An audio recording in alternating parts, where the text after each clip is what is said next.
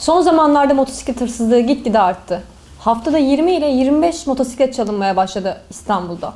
Bunlara nasıl önlemler almamız lazım? Ya da onları nasıl yakalayabiliriz? Nasıl bir birlik oluşturmamız gerekiyor? Bu hafta bu programımızda bunları inceleyeceğiz. Şimdi motoru çalınan arkadaşlarla röportajlarımızı izliyoruz. Öncelikle geçmiş olsun. Motorunuzu nereden ve nasıl çaldırdınız? Carrefour'un otoparkından çaldırdım. Şöyle oldu. 10-15 dakikalığına alışveriş merkezine girdim. Çıktığımda yoktu. Tam polise telefon edecekken birisi omzumdan tutup kardeşim bir şeyin mi var dedi. Abi turuncu motorum KTM gördün mü ettim mi derken sus bir dakika sen gel benimle dedi. Otoparkın dışına çıkarttı.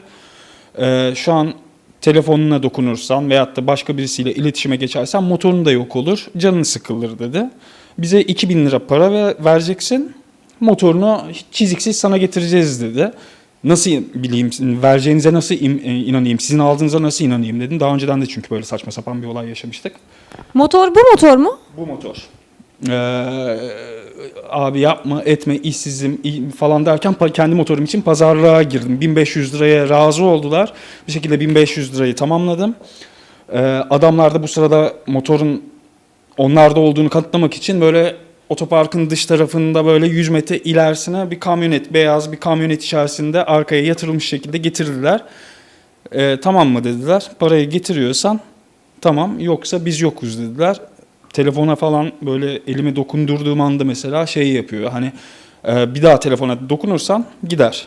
Yani motorunu bir daha göremezsin, biz de göremezsin. Hani o adamı bir şey yapmaya kalksam gidecek motor. Böyle elin kolun bağlı bir şekilde 1500 lirayı verdim. Motorumu geri getirdiler, verdiler önüme. Yani bir saatlik bir olay. Aynı gün ve aynı alan içerisinde. Tabii Hem yani de muhtemelen beni adam oyalarken o dışarıda bir yerlerde dolaşıyor diğer kamyonetteki elemanlar. Ondan sonra iş okey olunca zaten telefon etti. Getirin motoru dediler. Getirdiler önüme koydular. Böyle o kadar güzel tezgah yapmışlar ki yani motor çizilmesin diye sünger vardı falan böyle. O kadar tezgah hazırlamışlar yani. sizin nasıl çalındı motorunuz? Benim de bu yaz arkadaşımıza biz daha doğrusu Ömer'in yanına uğramıştık hep beraber yemeğe gidelim diye. O yüzden kendisi biraz suçlu hissediyor bu hikayede kendini. İki kız motorcu olarak Ömer'in yanına uğradık. Tuğçe diye bir arkadaşımla. İşte siz biraz hani dolaşın ben daha sonra size katılırım diye söz verdi. Biz de Tuğçe'nin bir arkadaşına yemeğe gittik. Moda'da oluyor bu. Motorlarımızı yan yana park ettik. Tuğçe'nin arkadaşına çıktık. 5. katta oturuyor kız. Yemeğe yedik. 15 dakika falan geçti. Bir motorları kontrol edelim diye arkadaşı camdan aşağı baktı. Sema sen nereye park ettin motorunu dedi. Benim başımdan aşağı kaynar sular döküldü zaten. Bir baktık motor yok aşağıda. Sadece Tuğçe'nin motoru var. Benimki yok, ortadan kaybolmuş. Biz aşağı inene kadar zaten. Peki işlek bir caddesinde falan mı yoksa? Hayır. Arka sokakta sadece Fenerbahçe Galatasaray maçı gibi bir şey Derbi vardı. maçı vardı. Sokakta kimse yoktu yazın. Gündüz gözüyle gitti yani. Peki kamera kaydı veya bunun gibi başka bir şey bulabildiniz mi? Burada bir emlakçının kamerası vardı. Kontrol ettik. Oradan geçmemiş ama o sadece bir sokağı kontrol ediyor. Sokakları da biraz karışık, bulmaca gibi. O yüzden çok şansımız yoktu zaten. Karakollar vesaireler uğraştık. İşte dolandırıcılar bizi aradı. Motoru elimizde ama gösteremeyiz ama işte elimizde falan. Onlara güvenirsek artık. Öyle motor gitti yani. Kredisi kaldı bana geriye. Sonra uzun bir süre kredi ödedim ama artık tekrar motorum var. Kötü bir ana olarak kaldı sadece. Çok geçmiş olsun. Peki motorunuz çalındıktan sonra nasıl bir yol izlediniz? Hani ilk karakola gidip sonra işte sosyal medya bununla ilgili nasıl bir yol izlediniz? Karakola gittik, ifade verdik. Sosyal medya birkaç web sitesinden işte Facebook sayfalarından anlattım olayı, telefon numarası verdim. O yolla bana sadece dolandırıcılar ve sarkıntılık yapmak isteyenler geri döndü. Yani motoru hiçbir şekilde geri elde edemedik, ulaşamadık yani. Umarım bir daha başınıza böyle bir şey gelmez. Gerçekten çok geçmiş olsun. Altın Elbiseli Adam ekibi olarak da bunu temenni ederiz. Umarım. Motoru çalınan Orhan Bey'in yanındayız. Merhabalar. Merhabalar. Motorunuzun markası ve modeli neydi? Honda CBF 600 2005 model motorum vardı. Motorunuz nereden ve nasıl çalındı? Evimin otoparkından çalındı. Şöyle anlatayım. Etrafı çevrili, kapalı bir otopark bu. Suadiye'de oturuyorum ben. Aracımın bir haftadan beri kullanmadığım için disk kilidini, halat kilidini ve zaten gidonda kilitli bırakmıştım. Nasıl olduysa bunların hepsini kırıp motorumu almışlardı ki Ben arabamı motorumun çıkamayacağı şekilde koyuyordum. 17 Aralık saat 19'da aracımı çıkardım. Daha sonra saat 21.15'te geldiğim zaman tabii motorun önü açıldığı için yerinde yoktu. Tabii ilk olarak yani takip edildiğimi düşündüm. Ki büyük bir ihtimal öyle. Çünkü aracı çıkarttıktan sonra oldu. Peki bunun haricinde otoparkınızda güvenlik görevlisi var mıydı? Güvenlik görevlisi yoktu. Zaten direkt polise başvurduk. Kasko olduğu için zaten hemen tutanak tutulması isteniyordu.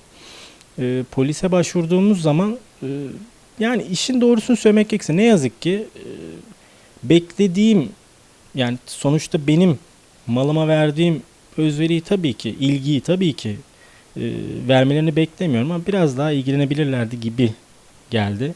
Çünkü olay yeri inceleme geç geldi. İşte tutanak tutulması için geç tutanaklar tutuldu. Çok değişik cümlelerle karşılaştım. Yani kaskolu olması sanki tamam yani kaskon var, problem değil gibi bir hava yaratılmış gibi hissettim. Şu an arıyoruz bakalım, oyuncağı arıyoruz ama yani samanlıkta iğne aramak gibi bir şey. Yani. İnşallah bulursunuz.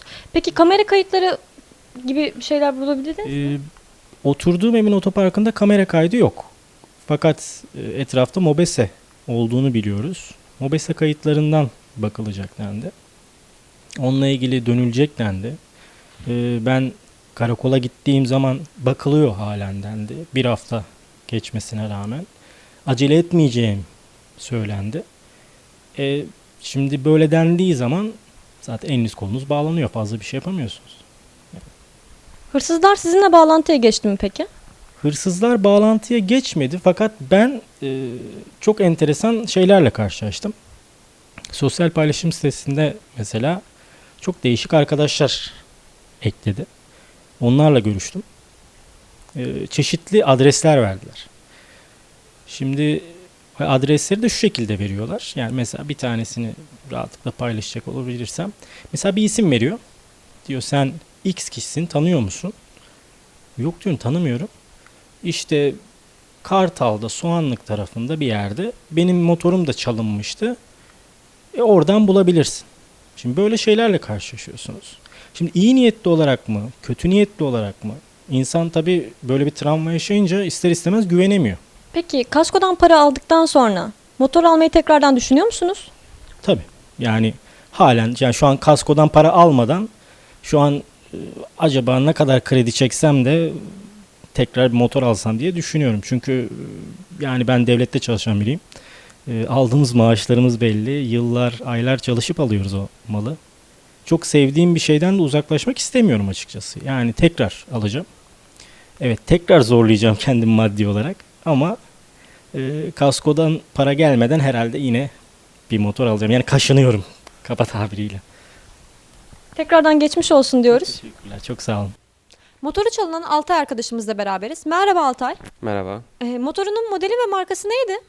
Honda CBR 1000RR 2012 modelli. Ne zaman ve nerede çaldırdın? 6 Temmuz Levent'te bir arkadaşımın evine gitmiştim. Orada evin yan tarafında bir bahçe vardı. Bahçeye koymuştum. Öyle. Peki güvenlik için bir şey var mıydı üzerinde yoksa? Sadece direksiyon kilidi vardı. Arkadaşımla bir Şile'ye sürüşe gitmiştik. Daha sonra 5 dakika falan oturalım birlikte dedik konuşmak için. Öyle yani çok kalmayacağım bir yerdeydi. Normalde zaten kendi garajımda saklıyorum. O yüzden yanıma bir şey almamıştım. Şimdi motor döndüğümde yerinde yoktu. Keşke alsaymışım. Çok üzüldüm. Peki motoruna ulaşmak için bir şeyler yaptın mı? Polise gittin mi? Bunun gibi nasıl bir süreç izledin? Yani ilk olarak zaten prosedür olarak polise gidip ifade verdik. Motorun anahtarlarını falan istediler 2 tane yedek anahtarıyla. Onları götürdük. Daha sonra her motoru çalınan insan gibi peşine düşmeye çalıştık. Sahibinden ilan koyduk. İşte bulana ödül vereceğiz vesaire gibi. Ama o kanallardan da çok fazla şeye ulaşamadık. İsmi duyulmuş bazı insanlara ulaşmaya çalıştık bu camiadan. Onlara da ulaşır gibi olduk. Onlar da herkese bu ayrıcalıkları tanımıyorlarmış. Bana da tanımadılar tabii. O yüzden motorum gitti. Peki bundan sonra motor almayı düşünüyor musun? Elbette motorsuz hayat geçmez herhalde. Motoru çalınan Bora arkadaşımızla beraberiz. Öncelikle geçmiş olsun. Teşekkür ederim. Motorun nereden ve nasıl çalındı? Motorumu her zamanki gibi Ataköy'deki dükkanımın önüne bıraktım. Ve akşama kadar sürekli camdan kontrol ediyordum. Akşam 5:50 sıralarında bir tane çocuk geldi kapıya ve abi motorunun yerinde olmadı, motorun yerinde değil dedi ve bunun üstüne ben de motorun nereye gittiğini gördüğünü söyledi. Bunun üstüne ben de peşine koştum. Yetişemedim çünkü motoru iterek götürmemişler. Elime geçen bir kamera kaydı sonucunda motoru çalıştırarak götürdüklerini gördüm. Ve polise gittim, tutanak tuttum. Polislerin hiçbir şey yapamayacaklarını öğrendim. Bir şekilde kendim araştırmaya çalıştım. Sizin sayenizde internete yayıldı fotoğrafları. Mavi renk bir R6'ydı. İnsanlar o kadar çalışıyor, didiniyor ve bir şeylere sahip oluyorlar. Ve insanlar gelip bir dakika içerisinde bunu götürünce, bütün emeğinizin gittiğini bir videoda görünce ister istemez insan bir burukluk yaşıyor. Motorunu çaldıktan sonra sizinle tekrar iletişime geçmeye çalıştılar değil mi? Tabii ki benden 3.000 lira kadar bir para istediler. Eğer 3.000 lirayı verirsem bir aracılığı karşısında motorumu tekrar bana geri iade edeceklerini söylediler. Ben dedim ki yani buna nasıl güvenebilirim? Sonuç olarak insanlar geldi ve benim motorumu çaldı. Bu parayı alıp bana motorumu vereceklerini nereden bilebilirim dedi. Bu işlerin artık bu şekilde yürüdüğünü ve insanlar bunu artık bir sektör haline getirdiklerini söylediler. Eğer motorumun bu şekilde bana geri gelmemesi takdirinde o aracı ile benim görüşmelerim olacağını ve o aracıyla ilgili suç duyurusunda bulunabileceğimi söylediler. İnşallah motorum bulunur. Kimsenin de canı yanmaz. Doğal olarak bu 3.000 lirayı vermek zorundayım gibi şu an. Hırsızlar artık kendi motorumuzu kendi paramızla satın almamızı sağladılar. Helal olsun diyorum hepsine. Halkın tepkisini ölçmek için bir şey denedik. Motosikletimi bir alana bıraktım. Çevresindeki çay bahçesindeki insanların tepkisini ölçmek için özellikle. Bunu da gene ekibimizden Fatih arkadaşımız yaptı. Şimdi tepkilerini ölçüyoruz.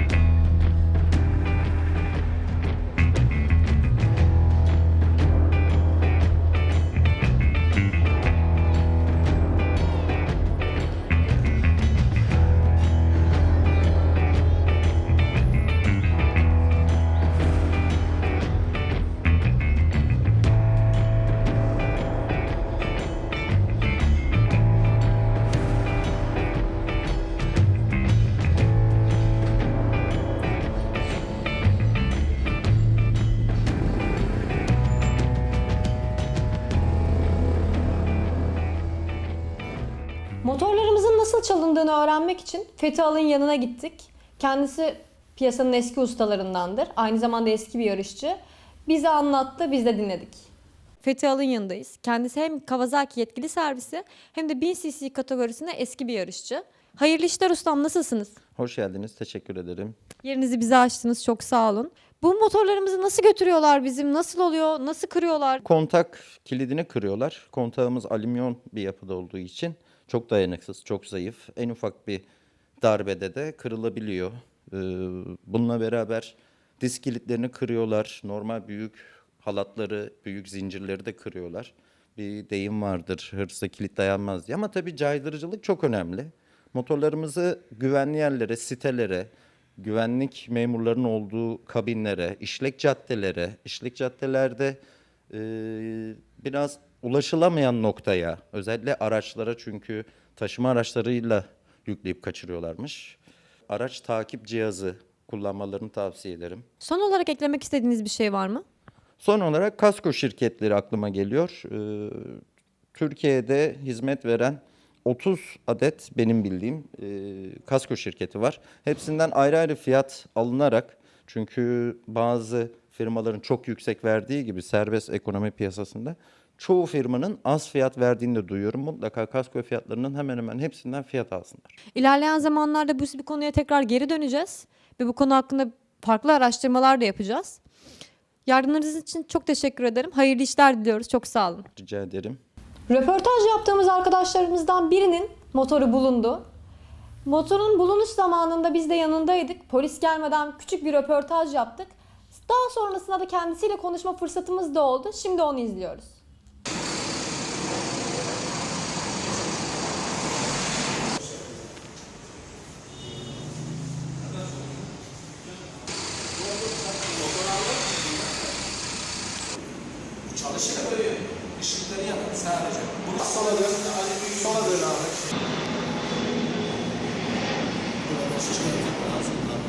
Geçtiğimiz günlerde motoru çalınan Bora arkadaşımızla beraberiz. Arkadaşımızın motoru bulundu. Merhaba Bora, nasılsın? İyiyim, siz nasılsınız? Bizler deyiz, çok sağ ol. Motorun nasıl bulundu, bize anlatır mısın lütfen? Tabii ki. Motorumu bir şekilde ben zaten Facebook'a ilan vermiştim bulana ödül verilecektir diye. Bir şekilde benimle bir iltibata geçtiler Facebook üzerinden. Daha sonrasında motorun onlarda olduğunu ve 6.000 lira kadar bir para istediklerini söylediler bana. Ben de bu parayı veremeyeceğimi, vereceğim miktarı yazdığımı söyledim. Daha sonrasında o miktarı da indirdim bir şekilde ve 1.000 lira kadar bir para teklif ettim. Ve durumları anlattım. Onlar da bunu kabul etti. Ve bu şekilde bir aracı gönderdiler. Bir yerde buluştuk. Aracıya parayı verdim. Yani vermek zorundaydım çünkü motorumu istiyordum. Motorun nerede olduğunu bilmediğim için de bir şey yapamıyordum. Aracıya parayı verdim. Daha sonrasında ertesi gün sabah motorun Zeytinburnu'nda bir isparkta olduğunu söylediler. Arkadaşlarıma ve polise haber verdim ve polisler motoru bizden önce buldu. Daha sonrasında gittim, motorumu gördüm ve birkaç ufak tefek arızası vardı. Birkaç sorum olacak. Peki korkmadın mı aracıya para verirken? İşte param da gidebilir, motor zaten yok. Nasıl güvendin? Nasıl güvendim? Tabii ki öyle bir şey ki herkes bir şey söylüyor. İşte polise haber ver, aracı iyi alsınlar, bir şekilde konuştururlar falan. Ben bundan ziyade motorumu istediğim için İnandım. Bir şekilde bana bir tane resim gönderdiler. Motorun onlarda olduğunu öğrendim. Vermek zorundaydım ve verdim parayı. Ve Peki- motoru da aldım. Peki motorunu bulduğunda neler hissettin? Tabii ki çünkü o benim emeğimle alınmış bir makine ve çok da sevdiğim bir makineydi. Sevindim. Polislerin tepkisi ne oldu bulununca? Ya polisler zaten arıyorlardı. Bir şekilde onlara söylediğimde sordular tabii ki nasıl buldun falan diye. Bunları anlattım. İşte tanımadığım için kimseyi bir şey söyleyemedim ve bu şekilde kapandı konu. Altın elbiseli adam ekibi olarak biz de motor bulunduğunda Bora arkadaşımızın yanındaydık. Biz biliyoruz ama sen bir kere daha anlatır mısın bizim için?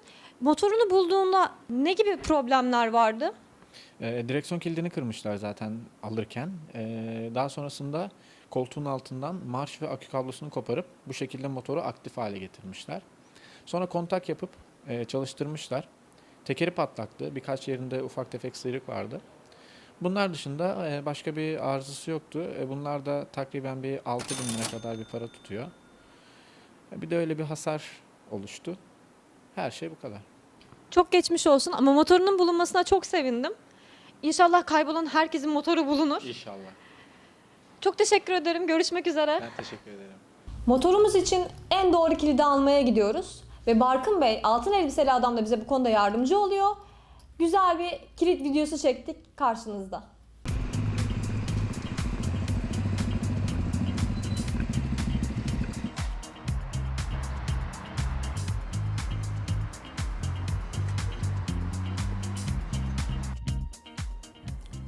Merhaba, hoş geldiniz. Ben omuz kilit istiyorum. Tabii ki. Sizde olduğunu biliyorum. Evet. Bakabilir miyim? Buyurun sizi standımıza alayım.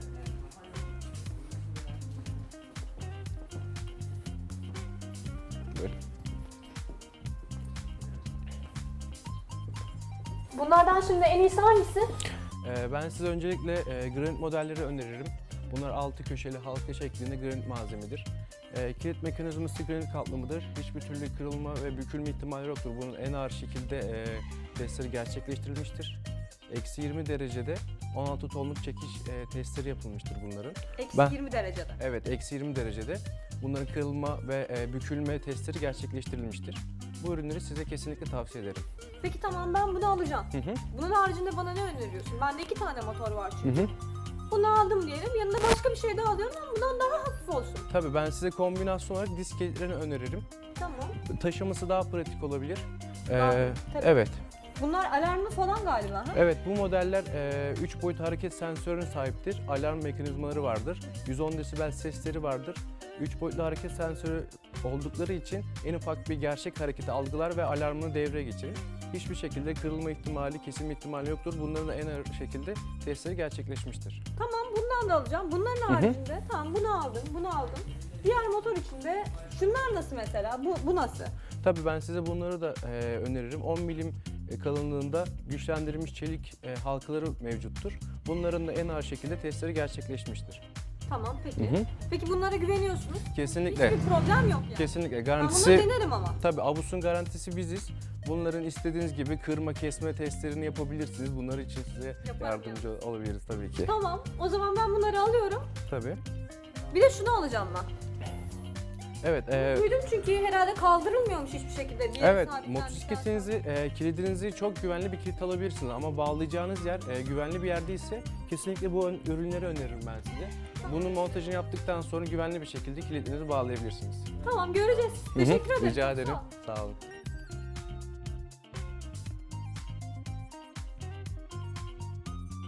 Ürünlerinizi böyle vereyim size. Teşekkür ederim. Çok sağ olun. İyi işler dilerim. İyi günler kullanın efendim. Yine bekleriz. Geleceğim. Tabii ki biz buradayız her zaman. Tamam. Görüşmek üzere. Evet, hoşçakalın. Sağ olun.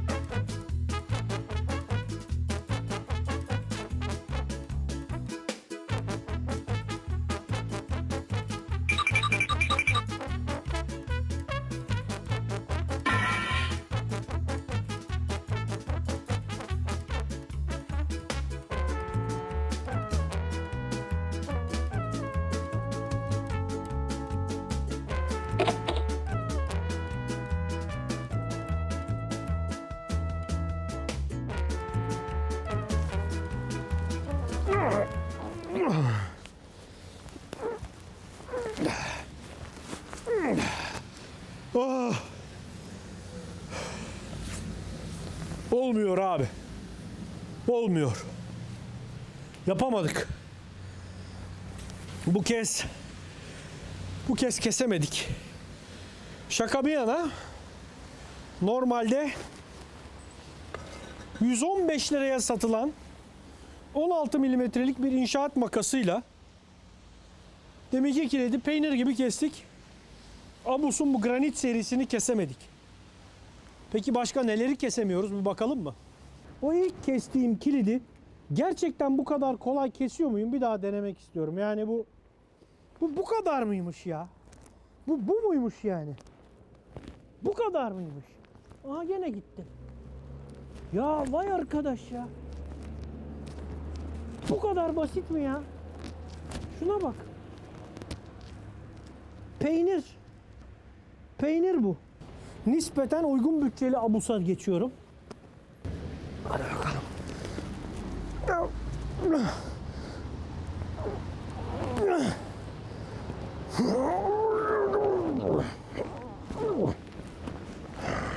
Uygun fiyatlısını kesemedim.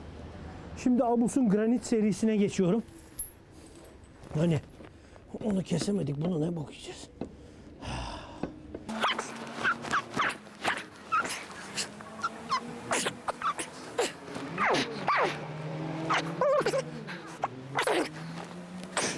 ...90 kilo basıyorum buradan.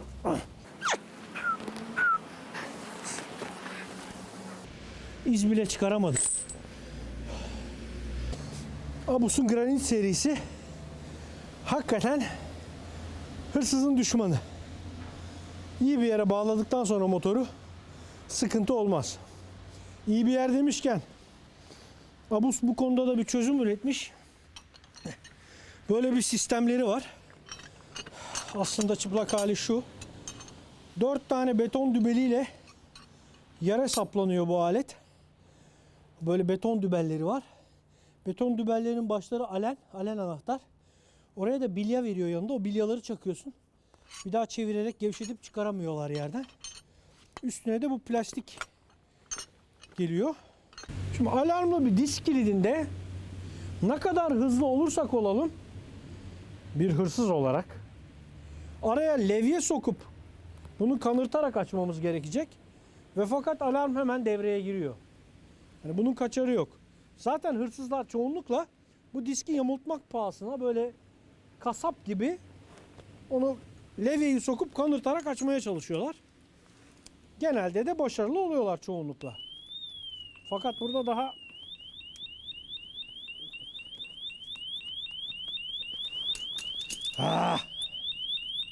dayanamayacağım bu patırtıya. Tamam kızma tamam. Of. Evet bunun patırtısı biraz fazla. Hızlı bir levye lazım bize. Biz beceremedik. Bunu da çalması biraz dertli olabilir bu alarmlı disk kilitlerini. Bir de Abus'un bu alarmsız disk kilidi var. Daha farklı bir sistemle çalışıyor mekanizma. Görüldüğü üzere böyle döküm parçalardan yapmışlar. Malı böyle sanırsam şöyle oturtuyoruz. Sonra da kilitliyoruz. Görüldüğü gibi böyle kolay kolay çıkacak bir şey değil bu. Bunu kesmeye kalkarsak ne olur? Deneyelim. Bakalım şunu kesebiliyor muyum? Çok atla deve bir teknoloji yok. İnşaat makasımız var.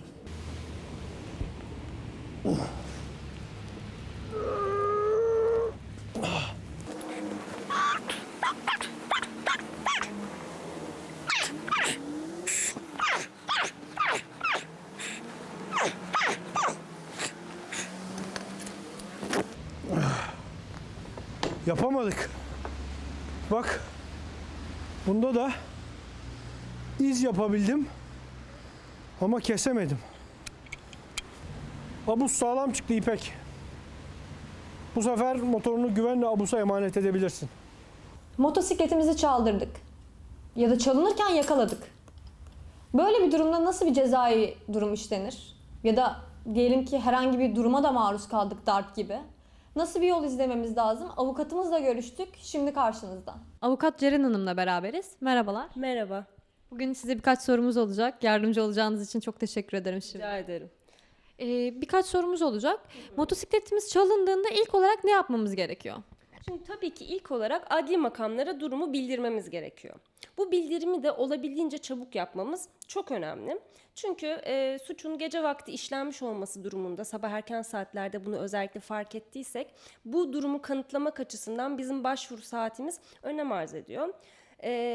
Onun dışında adli makamlara bildirdik. Eğer bir kaskosu varsa aracımızın kaskoya bir 5 gün içerisinde bildirim yapmamız lazım. Bu bizim diğer haklarımızı korumamız için önemli. Bu bildirimi yaptıktan sonra 1 ay bekleyeceğiz. Eğer 1 ay boyunca hala araç bulunamadıysa buna dair evrakı gidip isteyeceğiz. O evrakı herhangi bir trafik tescil şube müdürlüğüne götürüyoruz ve ruhsatımıza çalınmıştır şerhini işletiyoruz. Bu şerhi işletmemiz neden önemli? Başka mağduriyetlerin oluşmaması açısından önemli. Çünkü bu araçla daha sonra başka bir suç işlenebilir. Ya da bu aracın işte parçalanması halinde eğer üzerine rehin varsa, haciz varsa kendi aracımızın biz başka suçların faili olabiliriz. Bu yüzden bir an önce çalındığına dair bir şerh işletmemiz önemli. Bir vergi borcu varsa tabii bunu da ödetecekler bize. Ondan kaçamıyoruz. Çok önemli. Peki motosiklet hırsızlığıyla otomobil hırsızlığı arasında fark var mı? Aslına bakarsanız ceza kanunu açısından ikisi de taşınır maldır. Ama motosikletin boyutları ve kilosuyla ilgili olarak yani yapısıyla ilgili olarak bazen farklı rejimlere tabi olabiliyor. Şu şekilde Hırsızlığın basit hali sahibinin rızası olmadan onu bulunduğu yerden almak, işte bir fayda sağlamak için sahibinin bu hakimiyet alanından çıkartmaktır. Bir otomobilde bunu kucaklayıp yapamazsınız. Ama bir motosiklette eğer yeterli kişiye ya da araçlara sahipseniz, hiçbir kilit kırmadan, özellikle zincirli değilse, bir kamyonetin arkasına koyup götürebilirsiniz. Bazen Yargıtay'ın bazı görüşleri, daha doğrusu bu şekilde, basit hırsızlığa da konu olabiliyor. Diyelim ki herkesin girebileceği bir yerde ve kilit altında bu şekilde bir hırsızlık gerçekleşirse gene nitelikli haldir. Ya da kullanım amacı sebebiyle ortalık yerde, genellikle işte park halindeki araçlar, bunların çalınması gene nitelikli hırsızlığın bir şeklidir. Şimdi Yargıtay'ın, daha doğrusu uygulamanın görüşleri bazen farklılık arz ediyor. Motosikletin kullanım amacı gereği ortalıkta bırakılan mallardan sayılmama durumları oluyor. Bu konuda henüz bir görüş birliği oluşmadı ne yazık ki. Uygulamada farklılıklar var. Eğer ki dersek otomobiller ve motosikletler kullanım gereği dışarıda bırakılabilir. Yani sonuçta hepimizin otoparkları yok ve sokaklara park ediyoruz. Ya da bir işimiz var, hemen dükkanın önüne park ediyoruz. Hırsızlık bu anda gerçekleşiyor. O zaman ikisi de aynı rejime tabi. Bir de şöyle bir şey var. Şimdi bir aracın kontağına ulaşmanız için ilk önce kapılarını aşmanız lazım. Kapıları aşmak için eğer bir anahtarınız yoksa işte başka aletler kullanmamız gerekiyor. Araç bulunduğu zaman eğer bir zorlama izi yoksa bazen hırsızlar diyor ki işte kapılara çıktı, üstünde anahtarı vardı, cezayı indirmenin ya da farklı bir rejime tabi tutmanın yollarını arıyorlar. Ama motosiklette böyle bir şey yok. Eğer siz bir zincirle bir yere bağlamadıysanız, bir disk kilidi varsa sadece, bunu ispat etmek, yani o kilidi kırmak suretiyle çaldığını ispat etmek çok daha zor oluyor. Bunun dışında haksız yere elde bulundurulan bir anahtar ya da taklit anahtar ya da başkaca bir aletle açılıp götürülmesi daha da ağırlaştırılmış bir sebep. İşte dediğim gibi motosikletin yapısı itibariyle bazen bunları ispat etmekte güçlükler yaşıyoruz. O yüzden yani eğer dışarıda bırakıyorsak motosikletimizi, çok pahalı disk kilitlerin yanında bir de yani bir zincirle bağlamak, onun söküldüğünü çünkü ispat etmek daha kolay olacak bizim açımızdan. Buna başvurmamız daha iyi olabilir diye düşünüyorum. Bir de şöyle bir şey var. Hırsızlığın işlendiği yer bazen önemli oluyor. Dedim ya, hani bir binanın içinden, evimizin bahçesinden, garajımızdan, apartmanın içinden çalındığı halde başka suçlar da ortaya çıkıyor. Ne oluyor? Konut dokunulmazlığına ihlal oluyor. Bu da gene hırsızın üstüne yüklenen ikinci bir suç oluyor. Buralara girmek için bir takım yerlere kırdılarsa kilitleri, işte bahçe kapısını, mala zarar verme suçu oluşuyor. Gitgide tabii ki failin karşılaşacağı ceza, yaptırım artıyor. Ama şu var. Motosikleti ya da aracı çalmak için kendisine verilen zarar nedense mala zarar verme olarak görünmüyor. Bu daha sonra işte tazminatlarda falan önem arz eden bir husus oluyor. Peki mesela motosikletimizi çalınırken yakaladık. Diyelim ki karşılaştık. Şimdi burada olay değişiyor tabii ki. Hırsız sizden korktu, kaçtı. Bu başımıza gelebilecek en güzel şey. Teşebbüs aşamasında bir hırsızlıktan bahsederiz. Peki korkup kaçmazsa? Korkup kaçmadı. Silah çekti mesela, değil mi? Bu durumda eğer sizi o korkutursa, yani sizin ona yaklaşmanızı engellerse ve malı çalmayı da bitirirse, zaten burada artık hırsızlıktan bahsetmiyoruz. Burada yağmadan bahsediyoruz. Ya da şunu yaptı, korktu, silah çekti ya da tehdit etti ama kaçtı. Kurtardınız motoru, bu da olabilir. O zaman da teşebbüs aşamasında hırsızlık, bir de silahlı tehdit var. İki ayrı suç oluşmuş oluyor. Yani sizin hırsızlık olayını engelleyip engelleyemediğinize göre ya teşebbüs aşamasında hırsızlık ya da yağma suçu oluşuyor. Peki karşı karşıya geldiğimizde tekrar gidip şikayetçi olabiliyoruz. Motosikletimizi çalmadı. Tabii ki bir suç oluşuyor burada. Yani teşebbüs, bu bir mal varlığına karşı suçtur sonuç itibariyle. Teşebbüs bir indirim nedenidir. Yani failin bu eylemi dahi cezalandırılabilecek bir aşamada. Bir de şöyle bir konu var. Çalınan bir motosikleti yanlışlıkla satın almış da olabiliyorsunuz. Sonuçta belki sizin suçunuz, günahınız yok. Diğer tarafta mağdur bir insan var, motosikleti çalınmış. O da motosikletinin peşinde olan biri. Böyle durumda nasıl durumlar ortaya çıkıyor? Neler oluyor? Şöyle de bir durum var. Hırsız bulunduktan sonra cezasını indirebilmek için etkin pişmanlık dediğimiz, yani tamam yaptım ama ben bunu sana geri iade edeceğim, İyi halimi gösteriyorum gibi bir durumla da karşılaşabiliriz. Böyle bir eylemi de olabilir. İlk önce bu durumda şundan bahsetmek lazım. Motosikletiniz çalındığı andaki durumundaysa ve size bu şekilde iade ediliyorsa bunu kabul etmemiz gerekir. Bu çünkü aynen iadedir. Ama çalındıktan sonra işte aynaları sökülmüş, lastiği sökülmüş, içindeki benzin bitmiş, yağı bitmiş, zarar görmüş, orası burası çizilmiş. Bu durumda kısmi iade söz konusudur. Bunu kabul etmeyebilirsiniz. Bana tam olarak bunu tazmin et diyebilirsiniz. Ya da işte başka bir yere satılmış ya da parçalanmış. Şimdi bu durumda öbür tarafın durumu ne olacak? Bunu satın alan kişi. Bu satın alan kişinin iyi niyetli ya da kötü niyetli olmasına göre durum biraz farklılık gösteriyor. Çünkü şimdi bir motosiklet alırken ne yaparsınız? Bir takım belgelere bakarsınız, değil mi? Sizin bir araştırma yükümlülüğünüz de vardır. Bu belgeler sahte düzenlenmiş olabilir. Eğer ki siz bunu kontrol etmenize rağmen anlayamayacağınız kadar profesyonel sahte belgelerle karşılaştıysanız siz iyi niyetli bir insansınızdır. Sizin herhangi bir sorumluluğunuz bu aşamada yok. Çünkü şöyle şeyler de olabiliyor. Motosikleti çalıp şase numarasını değiştirebiliyorlar. Evet. Şimdi bu şase numarasını değiştirmek gene hırsızlar için resmi evrakta sahtecilik suçunu da ayrıca oluşturuyor. Onların şeyi kabarıyor bu arada.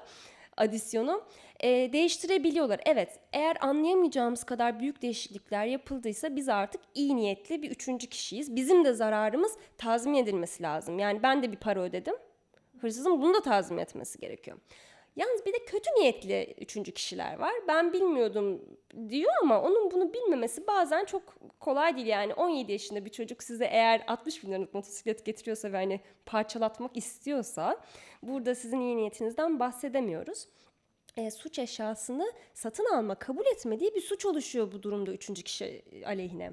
Bu da cezai bir sistem. Tabii bu da ceza kanununda düzenlenmiş bir suç. Şimdi iyi niyetli üçüncü kişiye geri dönelim. Siz bir motosiklet aldınız. İşte haberlerde o motosikletin çalındığını gördünüz. İşte duyurusunu gördünüz ya da işte bir şekilde ulaştı size bu bilgi. Elinizdeki motosikletin artık çalıntı bir motosiklet olduğunu biliyorsunuz. Bunu adli makamlara bildirmek zorundasınız. Çünkü bilgi vermemede gene başkaca bir suç oluşturuyor. Durduk yere hiçbir suçun faili olmayalım tabii ki. Motosiklet hırsızlıklarında hırsızların bir de çabuk salınması gibi bir durum söz konusu oluyor. Evet. İşte motosikletimizi çalıyorlar.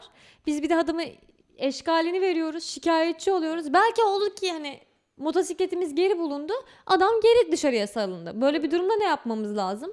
Şimdi böyle bir durumda ne yapmamız lazımdan öte aslında şimdi failin yani şüphelinin bu aşamada şüphelinin bulunması durumunda bu kişinin işte ifadesine başvuruyor. Bir takım adli kollukta görülmesi gereken işlemler görülüyor ya da savcılık makamında.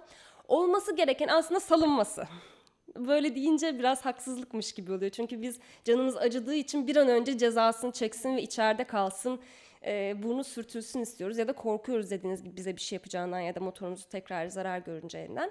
Ama şimdi birini tuttuğunuz zaman onun o suçun faili olduğu daha muallak. O bir şüpheli, yani masumiyet karinesi var. Suçu bir mahkeme kararıyla böyle tespit edilene kadar masum. Bu sebeple biz onu durduk yere içeride tutmamamız lazım. Bu olması gereken. Bütün suçlar için böyle. Yani bu konuda motosikletle otomobil arasında aslında çok bir fark ve ayrım yok. Eğer ki tabii şöyle durumlar var. Şüphelinin kaçacağı, saklanacağı, işte bir daha bulunmayacağı, delil karartacağı ya da bizi baskı altına alacağı gibi durumlar, böyle bir eylemde bulunacağına dair kuvvetli bir suç şüphesi, yani kuvvetli bir şüphe varsa, bir de yeni gelen düzenlemeyle birlikte o suçu işlediğine dair somut deliller arıyorlar. Yani herhangi bir gösterme ya da işte tuttum getirdim bu olabilir, bu zaten daha önce hırsızlıkta yapmış gibi soyut olgulara dayanarak bunu artık yapamıyoruz. Böyle bir durum varsa tutuklama ihtimali daha da artıyor. Bakın gene kesin değil. Yani gene tutuklamadan bunu yargılayabilirler. Bir de şu var. Hırsızlığın bir örgüt çerçevesinde işlenmesi. Yani suç işleme amacıyla örgüt kurulmuş bu konu hakkında. Yani ne yapıyorlar? Paket program. Çalıyor, işte şasi numarasını değiştiriyor, evraklarını değiştiriyor ya da parçalayıp satıyor. Yani bir hiyerarşik yapı var tabii ki. Bir örgütten bahsetmek kolay bir şey değil. Birden fazla kişi hırsızlık yaptığı zaman örgüt diyemiyoruz ama işte bir örgüt lideri ve altında ona bağlı olan kişilerden oluşan bir suç örgütü varsa bu durumda tutuklama ihtimali tabii ki çok daha yukarılara çıkıyor. Gene kesin değil. Bazen bir örgüte ulaşmak için ya da daha geniş bir soruşturma yapabilmek için yakalanan hırsızlar bilerek de bırakılabiliyor. Yani takip edilmek için bırakılabiliyor. Çünkü örgüt varsa onların takibinde bazı farklı usuller kullanılabiliyor. İşte telekomünikasyon yoluyla dinlemeler falan gibi. Savcılar ya da işte adli kolluk bunu biliyor. Zaten bir çetenin peşinde oluyorlar. Bu adamı bırakarak onu takip ederek bazen ona ulaşmak da isteyebiliyorlar. Yem atıyorlar yani. Bazen yani evet, o yüzden çok da suçlamamak gerekiyor. İşlerine bazen de karışmamak gerekiyor. Yani yakalanacaksa eğer baştaki kişi, bunun sonu gelecekse ben razıyım bir yeme. Ama Yani uğraşmamak için demeyeyim şimdi de, niçin bıraktıklarını bilmiyoruz. Bazen daha büyük balığın peşinde oluyorlar. Bazen o yüzden bırakıyorlar. Ama şunu unutmamak lazım. Şüphelinin salınması sizin mağdur olduğunuz anlamına gelmiyor. Zaten onun hakkında bir dava açılacak. O dava görülecek. En sonunda da bu adamın suçlu olup olmadığı tespit edilecek. Sonra zaten cezasını hüküm kesinleştikten sonra çekecek bu insan. Yani o süreç boyunca içeride kalması zaten bizim istediğimiz bir şey değil. Ama işte mağduru sizi tehdit etmesi, tekrar motosikletin çalacağını söylemesi falan, bunlar işte tutuklama sebepleridir. Yani eğer bu konuda somut deliller sunabiliyorsak biz, o zaman tutuklanması tabii ki gerekir. Zaten bu konuda da çok fazla duyarsız davranmaz soruşturma makamında. anladım. Çok teşekkür ederim yardımlarınız için. Çok sağ olun. Bilgileriniz çok kıymetli gerçekten. Görüşmek üzere. Çok teşekkürler. Motosiklet hırsızlıklarının önüne geçebilmek için en önemli şey birlik, beraber olmak arkadaşlar. Lütfen biz de biraz uyanık olalım. Biz de bu konularda biraz duyarlı olalım. Arkadaşlarımıza yardımcı olalım ve bu motosiklet hırsızlığının önüne geçelim.